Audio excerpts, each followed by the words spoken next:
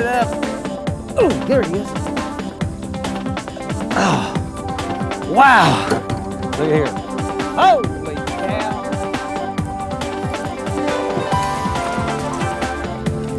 Walking it down a bluff like this is an excellent way. Just step. Oh, nice one.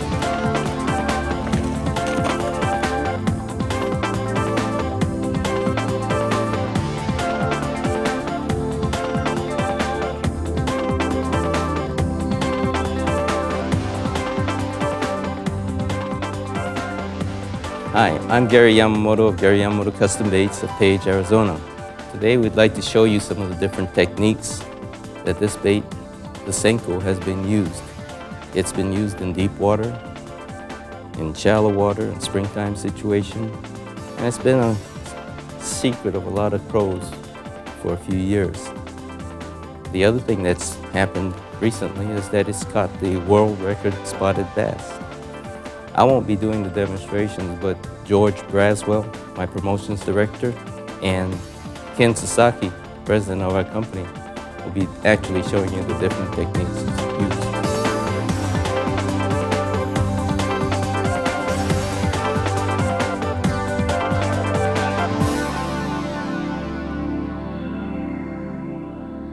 The Texas rig is one of the most popular of all the various ways to use a Senko, and it's effective in both shallow and deep water. In shallow water, you can leave the sinker off entirely, while if you're fishing deep water or in heavy cover, you can use a sinker.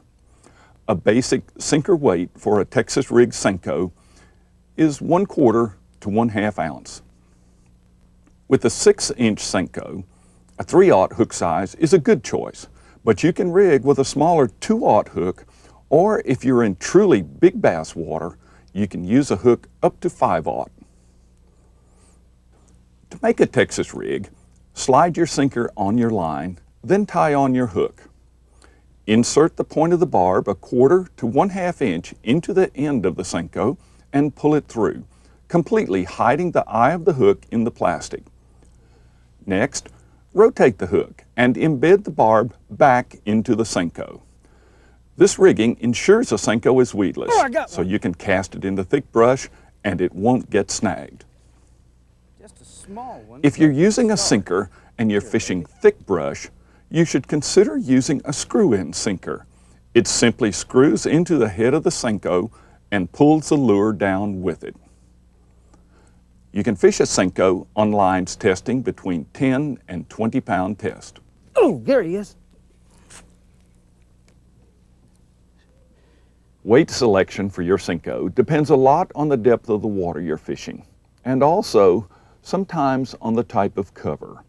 A basic rule is to always use the lightest sinker weight possible to allow the Senko to keep its natural action. When rigged with a light sinker, the Senko falls erratically, going to the bottom in a series of spirals. If you're fishing around standing timber or steep bluffs, this is a good way to rig your Senko because you can create multiple falls by raising and lowering your rod tip. A 3/8 or 1/4 ounce weight is a good starting point. Either size will still let the Senko spiral erratically to the bottom. A 1/2 ounce sinker will be enough to pull the lure through most vegetation.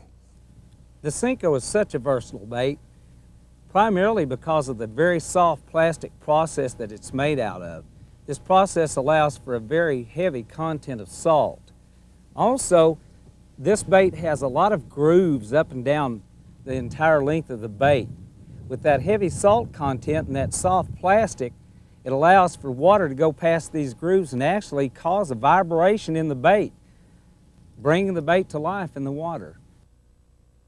If bass are not particularly active, fishing weightless to take advantage of the Senko's slow horizontal fall may be more productive. Oh! Did you see that?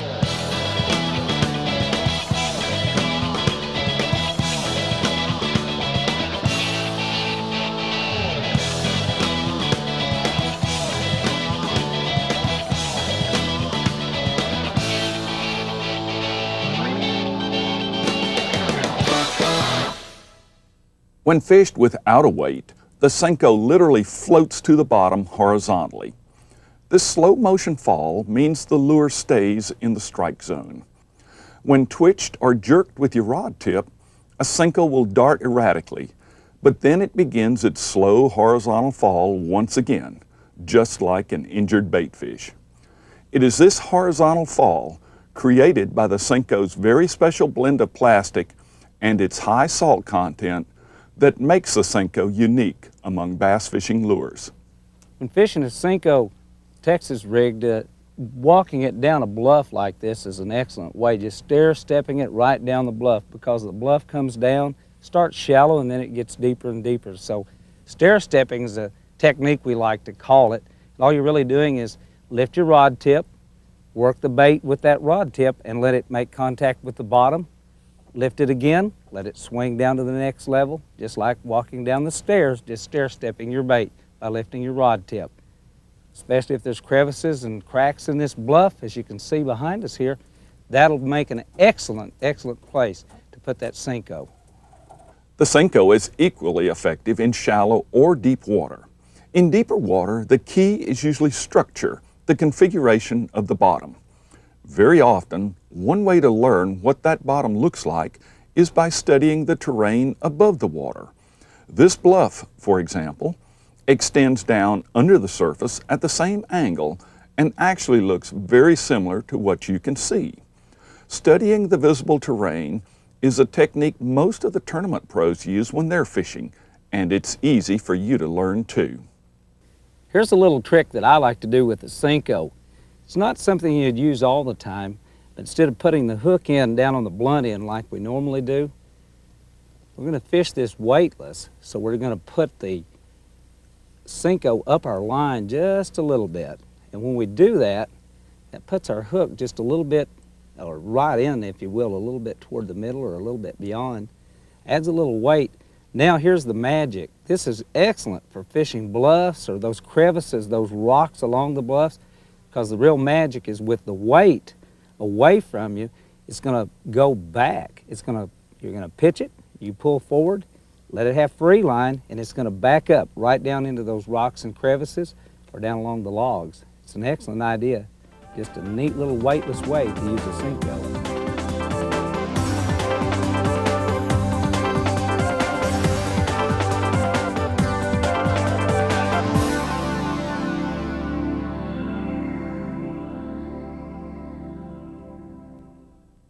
The wacky worm originated on Toledo Bend Reservoir in Texas many years ago as a technique for catching bass in the hydrilla.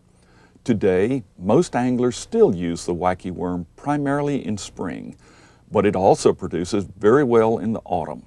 It is basically a shallow water technique and can be used whenever bass are in shallow water. The Senko is an excellent choice for wacky worming because of its horizontal fall, and because no weight is used with a wacky worm. A 3/0 or 4/0 hook may be used. Simply impale the hook through the middle of the Senko, leaving the barb exposed. That's all there is to it. To fish a Senko rigged this way, just cast, allow the Senko to sink beside a bush, stump, grass bed, or other cover, and then start shaking your rod tip. The Senko will jump and gyrate in the same place and literally call bass to it. The Senko actually starts calling bass to it the moment it touches the water, for as it sinks, both ends of the lure literally start vibrating. It's a good idea to be prepared for a strike immediately, because fish may hit your Senko as it's sinking. Nice little bass.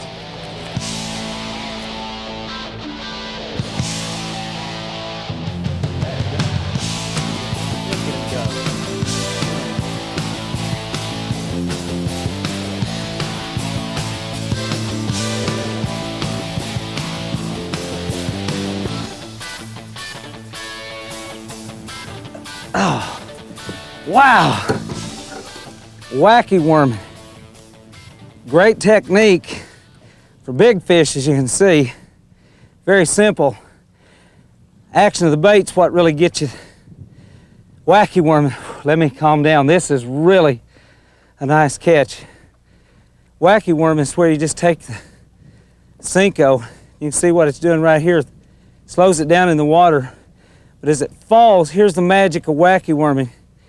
Since this bait starts vibrating in the water, you can see what it does when I pull on it, but as it's falling, the front end of this bait is going one direction. The back, being a little smaller, water is going through the grooves, creating a vibration that makes it go like a dying bait fish. This bait is just doing this as it falls. I give it my little twitches as I pull it up, and when I do that, it just vibrates as it comes up. Then once again, just like a dying bait fish, falls down. That's what you get when you wacky worm a Senko.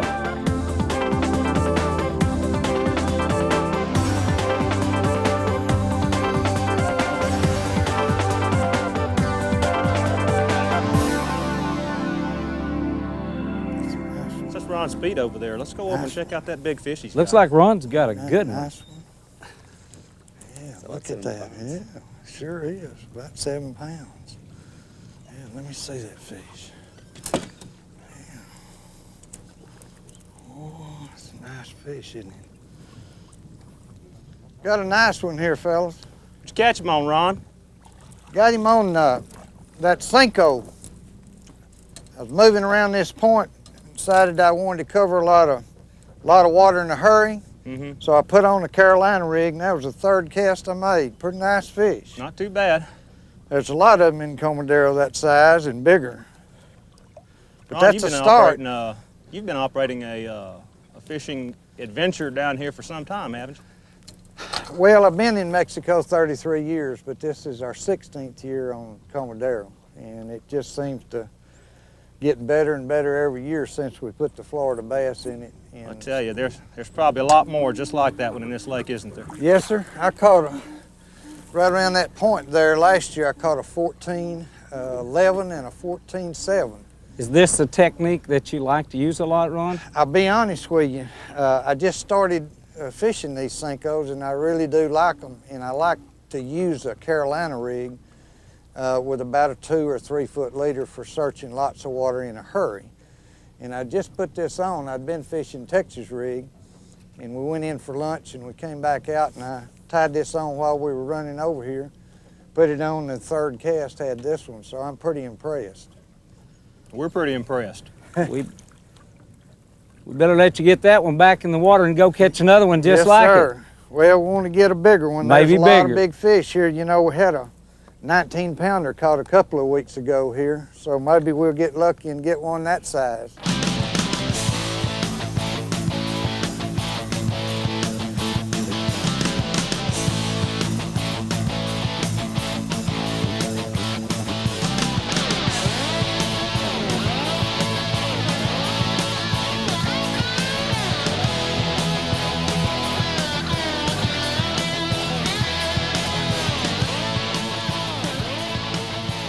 Carolina rig is different from a Texas rig in that it keeps the sinker up the line above your lure. The line between your lure and the weight is known as a leader, and the length of this leader can vary according to the fishing conditions.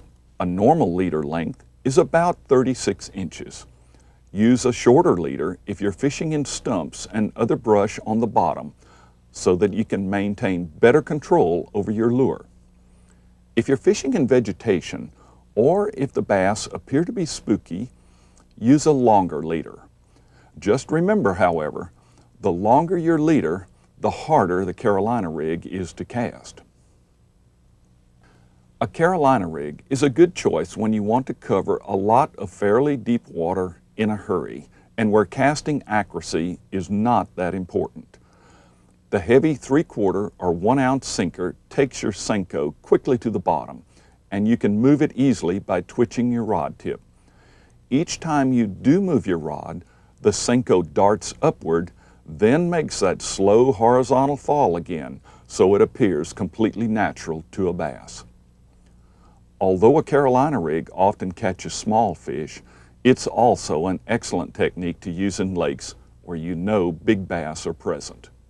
Ron, I want to thank you for having Gary Yamamoto Custom Baits to your beautiful lake Well, here. yes, sir. Thank you. I'm glad to have you. We've got a lot of wonderful fish here, and we've been knocking them dead on the Senko today, and Good.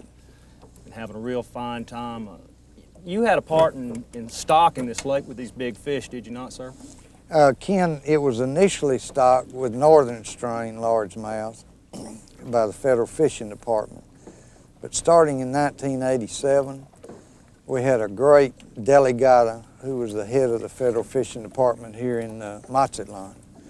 Her name is Helen Collard, and I want to give her a lot of credit. She gave me permission to stock this lake and Lake El Salto with Florida strain bass. Consequently, this is probably the premier big fish lake that I know of in the world right now. Not too long ago, I believe a 19-pound largemouth bass was caught out of this lake. A fellow named Ray Newman from Oklahoma City caught a fish that his 20-pound scale bottomed out on. So he measured the fish, and it measured 24 in the girth, 30 inches long. Did he get a new scale? No, he didn't. I'm sure he has by now, and we have too. We got some Boga grips that are certified now, but anyway, we took it back, and we figure, or at least the taxidermist that's doing the mold for it, figured the fish weighed about 19 pounds.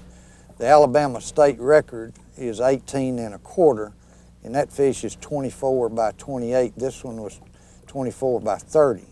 So, and there's a story about a guy, one of our guides catching one, about 6 years ago, I believe it is, that weighed 24 pounds and something, but we never could certify that fish. But yes, there is some huge fish in the lake. Folks that want to come fish this lake, how would they go about coming to see you or getting in touch with you? Ken, it's pretty easy. Of course, we're on the internet, ronspeedsadventures.com, and it has complete details on how to make reservations. And then we have somewhere around 20 agencies in the United States that send us clients. So it's not real hard, but the internet is real easy. We have two sites, one ronspeed.com, simple, ronspeedadventures.com.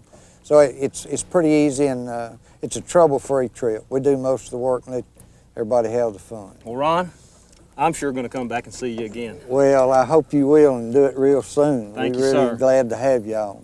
Well, we're going to get back to fishing the Senko, and hope you have some more luck today. Okay, Ken, good luck. Thank you, sir.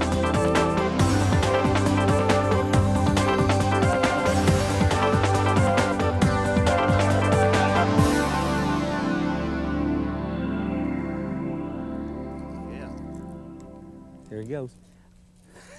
Tearing it up on this down shot.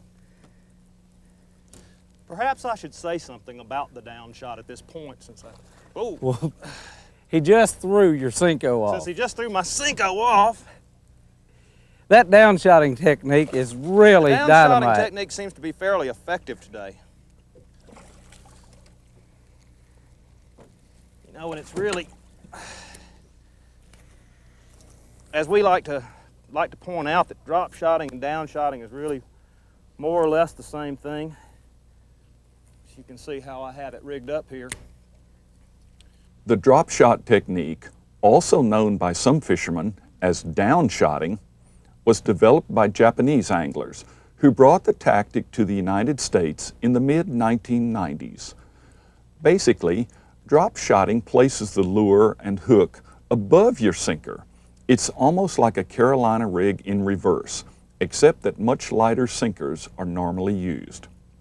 In the heavily fished waters of Japan, drop shotting is known as a finesse technique, with very light lines and sinkers and small 2- and 3-inch lures being commonly used. Some American fishermen rig that way too, especially in extremely clear water. Drop shotting also works with heavier lines and larger lures and hooks, however. To make a drop shot rig with a Senko, use a Palomar knot to tie your 3/0 hook 6 to 12 inches up the line from your sinker, and hook your Senko Texas style so it's weedless. Then tie a 3/16 or 1/4 ounce sinker on the end of your line. The easiest drop shot presentation is a vertical one, so just make a short pitch and let the rig sink to the bottom. When you feel the weight on the bottom, gently start shaking your rod tip. Make certain you shake on a slack line to ensure the sinker stays in the same place. This will cause the Senko to dance and wave above the bottom. If you don't get any strikes after trying this in several locations, you may consider retying your Senko further up the line. You may end up with a Senko as much as 36 inches above your sinker. You don't have to always use a drop shot for a vertical presentation either. You can walk it across a flat or down a bank or a point. Just cast, let the sinker fall to the bottom, and shake it for a few moments. To move or walk the drop shot, raise your rod tip to pull the sinker off the bottom and bring it closer to you. Then lower your rod and start shaking again.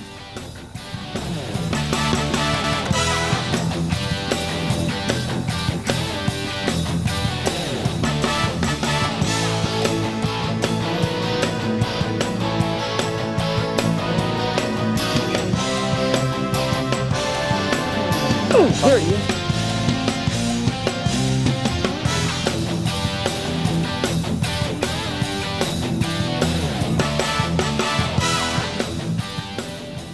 These 4 rigging techniques, the Texas rig, the wacky worm, the Carolina rig, and the drop shot, are 4 of the easiest and most popular ways to rig your Senko, and each of them will catch bass too. The more you use this amazing lure, we're sure the more ways you'll discover to fish it.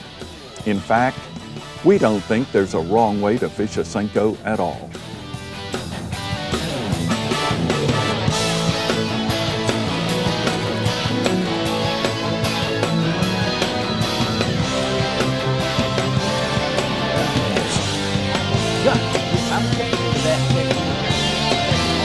Oh! Did you see the big one trying to get it? Oh! What a fish!